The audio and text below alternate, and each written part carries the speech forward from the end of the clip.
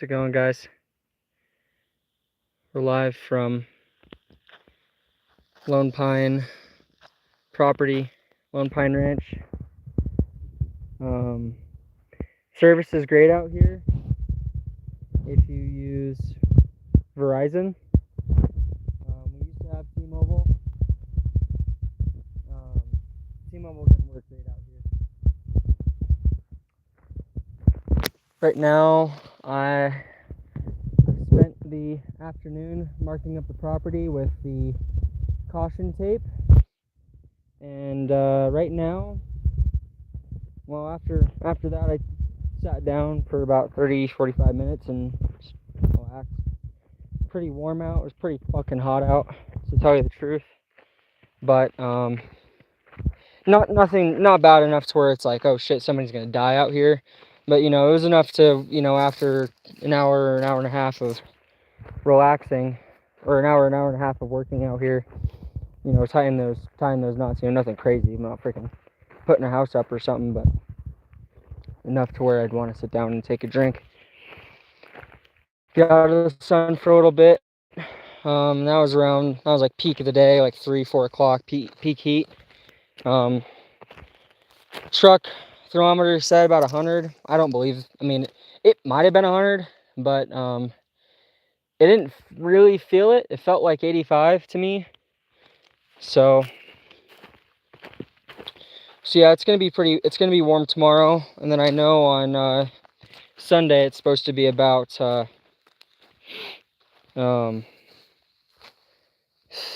like, I don't know, 85 degrees.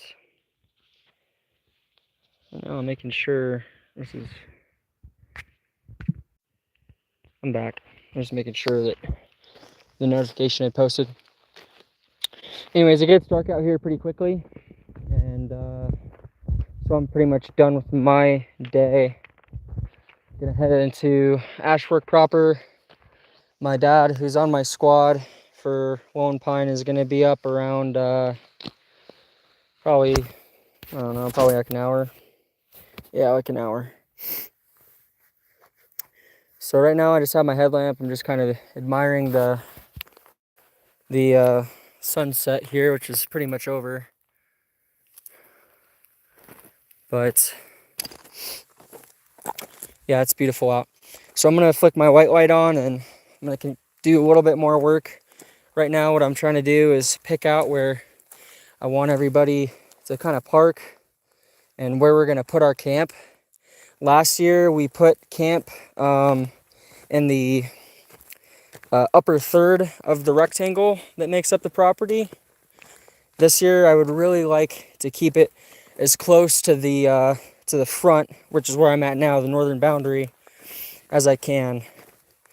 So what's up, guys? No, I don't hunt. I've never hunted. I would like to. I'd like to learn. My family, like my parents, I have uncles and stuff that hunt, and I have family that hunt, but personally, no. Thank you. I would like to learn. Up here we have jackrabbit, antelope. I've heard in certain season there's javelina up here. I've seen javelina up here too. I've seen all these animals. I've seen antelope once this deep, but honestly they stick near the antelope stick near the interstate, which is north, because within, I think it's like a mile or two of the interstate, the properties up there, they can't shoot that close to the interstate, so they're safe up there. Now I don't imagine many people taking antelope, just because I've heard it's kind of gamey. Same with javelina, it's just so damn tough. But I've heard, people putting in stew. Antelope especially. Javelina, not so much. I've heard that's not really good eating, but you could probably stew it. When we were looking to buy this property, whoa, shit, the bird. We kind of looked into the hunting up here, and I've heard some places you need a tag or whatever, but it's like, you know, if a tree falls in the forest, doesn't make a sound, sort of thing. So, you know, if you take an animal on your own property, it's like, you know, who the fuck's gonna tell on you? This property isn't massive. How's it going, Carmoa? This property isn't massive, but it's big, big enough, you know, 15 acres, you know, and it's longer than it is wide, so you actually get a pretty good diversity of landscape to where, you know, you can see stuff. The only other animal that is very frequently seen out here, I'd say the two biggest are cattle and jackrabbits. Jackrabbits, you'll see them every day, especially in the early morning. They'll be hopping around. At night when I head out, I'm sure I'll see 3 or 4 of them on the way back to town. So I'm gonna walk up on a kind of onto a slope, so I can show you guys kind of the view. It's really beautiful, especially this time of day, twilight. Let's get up here.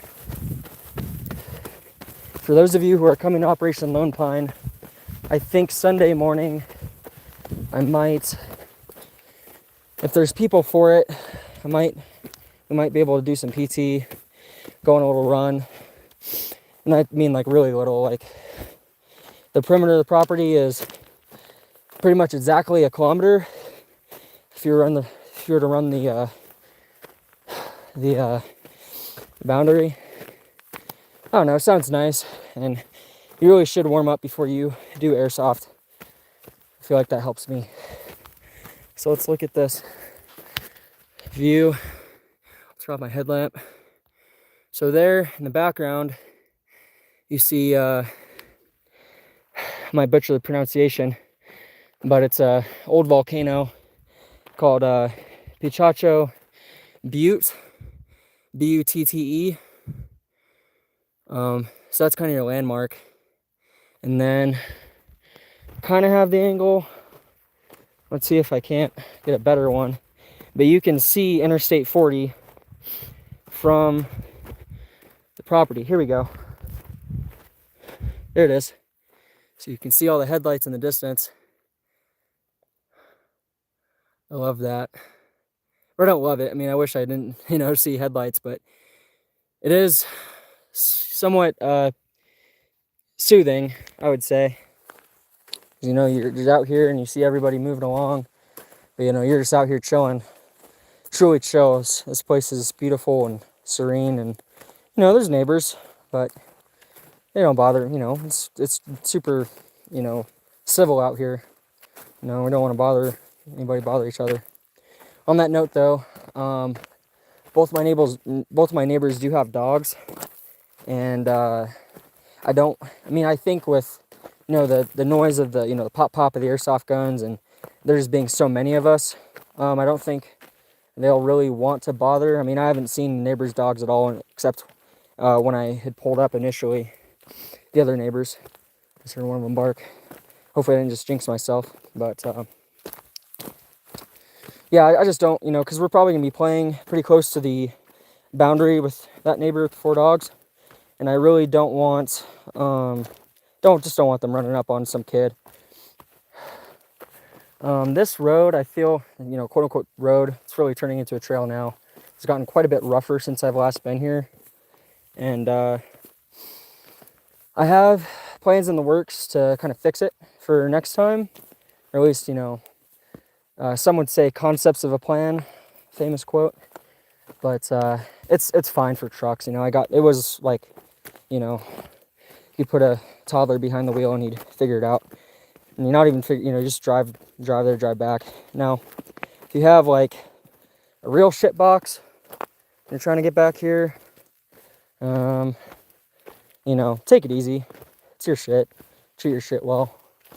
But yeah, for my size truck, Nissan, it was fine.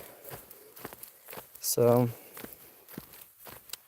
like I said, I'm trying to find a spot to have parking go on and where to put our camp. So you come down the road, can't really see shit right now. Maybe I'll just turn off my headlamp. Does that work? No, you can't see anything anymore. So you can't really see it, but we just walked up the road, and then let's angle this up. There you go. You can kind of see it. And you turn left in here to get to go like all the way through the middle of the property, if you so wanted to, which we have before for other camping trips. But what I would like to see is I'd like to, because like I said earlier, I want to fit pretty much everywhere towards the front of the property so we can use as much of the real estate as possible when we set up to play, to set up our operations. So I might have some people, the people who aren't camping in their trucks, which as far as I know is the people who don't need to be super near their trucks. That's going to be most of the people coming out, because that's kind of in the spirit of the game and the operation. So I'll probably have those people park kind of not on the road because it's so narrow. Like if you parked a truck like right in front of me where I'm standing, it wouldn't really work out because it'd block the road. But further down the road, the little trail here, I could see 2 trucks pulling off here side by side, or maybe just one, depending on how they do it. I'm not too picky. And then a little bit further down, it kind of, so this slope is increasingly, or how do I phrase it? It's the slope's going down. It's getting more steep as you go down. So it's a little bit more weird. I can't really demonstrate it here, but I could see someone else pulling off here as well. And I thought, hey, this spot opens up and it's really damn near the northwestern boundary of the property. I was like, hey, this spot kind of looks good. You can't really see much right now, but it's not completely flat. Let me just go hold this in my hand. It's not completely flat, but it's flat enough for a camp. We can figure it out. But I was like, no, there's nicer spots than on the property. This isn't like this is pretty rough, all things considered. So keep walking up the road. Walk back up the road. We'll go to where you turn in to get to the deeper into the interior. Okay.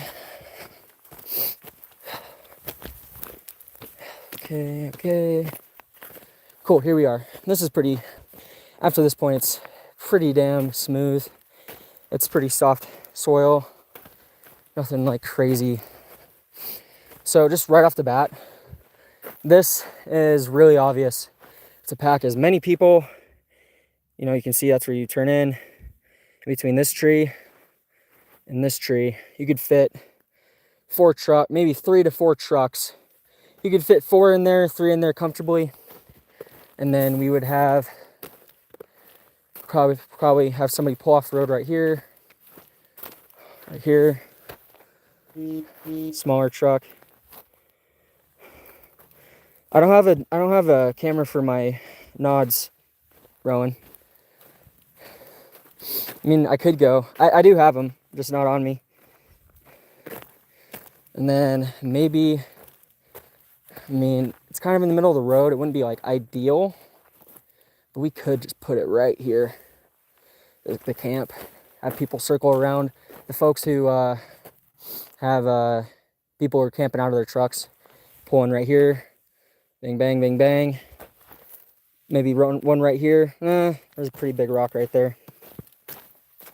So probably couldn't.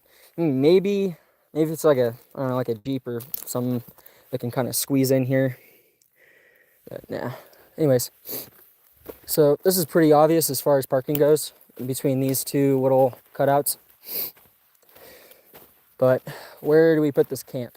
Now really, we could just throw it right in this middle area. There's nothing really wrong with that, and it's pretty flat. It's surrounded by trees, so it's like, I don't know. If there's like a crosswind, you're kind of missing it. But this is still kind of the egress point to get back into the property. So, maybe not.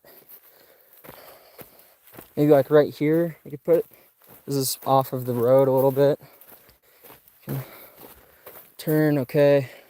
There's your road. It's kind of off the road, but you know, nothing crazy. Let's follow this down. There's lots of little like nooks and crannies in this small chunk of forest I own, where you can kind of just stumble upon interesting stuff. Like, here you go. What the fuck is this? Big tube, drainage tube of some sort, probably. Who knows what this ran to at some point. This has been here before, long before me. And boom, we got this big ass, there's something probably crazy, some crazy shit living in here. We've cut from this to take firewood, and we'll probably take this for firewood this trip. God, it's so nice out here. I'm completely alone. I mean, besides neighbors who are kind of nearby. Look at this rock. How did that get there? It's kind of cool. Okay. Let's follow this back. Hopefully I'm not stepping on anything, any snakes or crazy shit. What's that? Piece of shit, maybe? Coyote shit. There's coyotes out here. Oh yeah, that's probably, I mean, realistically, that's going to be the most common thing. Like on Saturday night, a pack of coyotes will just kind of come through. Yeah, it'll be an experience. This is kind of cool. I know where I'm at. Like, I know this property well enough to kind of like I know where I'm at. Like, if you hand me a map, I could point myself out within like 50 meters. But like, you know, like what, like where I'm, you know, drop a random person in here and they're just in the middle of fucking nowhere. This is kind of a cool spot. If we were all not in vehicles, I would consider putting us here in a patrol base. Pretty small one, because we just have two squad sized groups. But it's flat relatively. There's stuff in the way.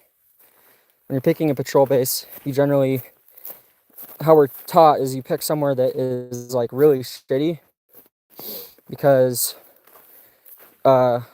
less likely for locals or enemy to come by and just, you know, see you. Like if you're in the middle of a swamp with like, I don't know, fucking, I don't know, black widows and shit, like in Georgia. Yeah, you know, we're probably gonna go set up your patrol base in there. But this place is pretty nice. I don't know. Arizona, like Arizona compared to Georgia, I mean, at least where we were at in Georgia, like in the fucking swamps, you know, in Benning, was fucking ridiculous. Like, Arizona is like easy mode. Like, I feel like I could just lay down on the ground out here and go to sleep, and I'd wake up dry, and like there wouldn't be like a black widow in my fucking ruck like there was that one time in Georgia. And in Georgia, you just go to bed, you're sweating in the summer, and we're in summer temperatures for sure up here for this game. But you know, up here it'll be warm, but you know, before the sun comes out, you'll be okay. You wouldn't want to like, you know, fall asleep under the sun and like you know, 1 p.m. Okay, cool. So all that time, I just walked back up to where we put our camp last year. Pretty much everything's still here. We got a fucking pallet, some wood from last year, or our fire circle. That's where people parked last year. This is a pretty good spot, but it's just kind of deep into the property, and especially now that we have more people, I'd like to really maximize kind of the downtime in between combat and moving, because I feel like moving in formation, doing the patrolling element, kind of taking in the scenery is one of the most fun part of doing this sort of like sticks lane stuff. Damn, look at those ants. The big ass ants right there.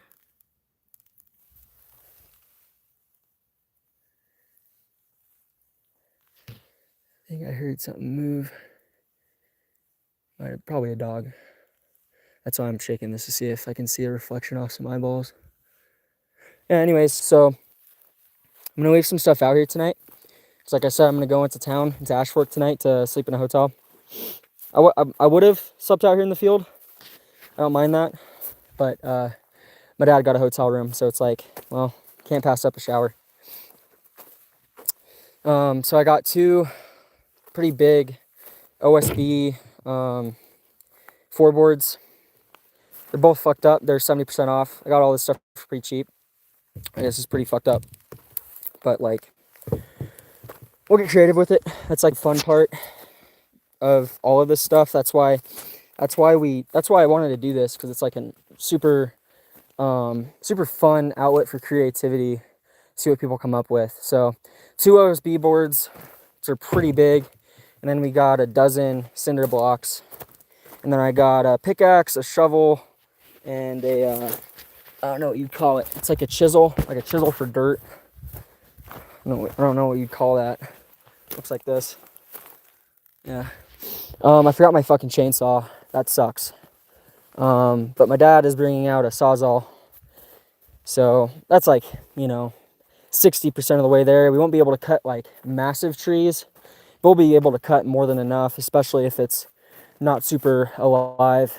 Even with the chainsaw, if you're cutting something big enough to where it actually has a core, then it's going to take a while. And for this operation, we're not going to be cutting trees like that. Mainly small stuff.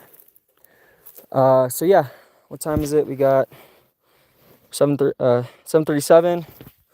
I'm gonna probably head into town pretty shortly here. Otherwise, I won't give away all of our tricks, all of the defenders' tricks. I'm leading the defending team this year. But yeah, fun things to come tomorrow evening. All right, I'm gonna shut this off now. I'll see you guys tomorrow. There's the moon.